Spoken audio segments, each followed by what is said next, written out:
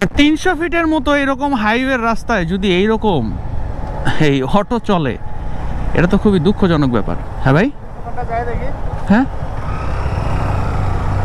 চলেন, সমস্যা নাই, চলেন চলেন। দেখেন নিচে কিন্তু একটা লেন আছে, নিচের লেন থাকা সত্ত্বেও তারা উপরের লেন থেকে এরকম মানে যেই লেনটা গাড়ি বাইক চালানোর রাস্তায় এই লেনটায় চালাইতেছে। এদেরকে আসলে কোনোভাবেই ঠেকানো যাচ্ছে না, কোনোভাবেই না।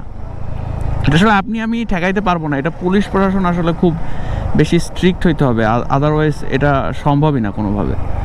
আর এরাই তো আসলে আসলে অনেক বেশি ট্যাক্স দিয়ে এই জিনিসপত্রগুলো ইম্পোর্ট হয় বাংলাদেশে। পুলিশ প্রশাসন ওইভাবে এদের বিপরীতে যাবে কি না এটাও ব্যাপার, খালি মুখে মুখে বলে, কাজে না। এই জিনিসগুলো আসলে খুবই দুঃখজনক।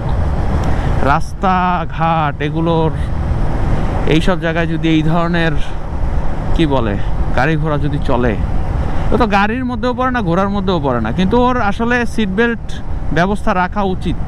কারণ ভাই ওর ব্রেকের কোনো ঠিক ঠিকানা নাই, ব্রেক মারলে যাত্রী সহ উইরা যায়।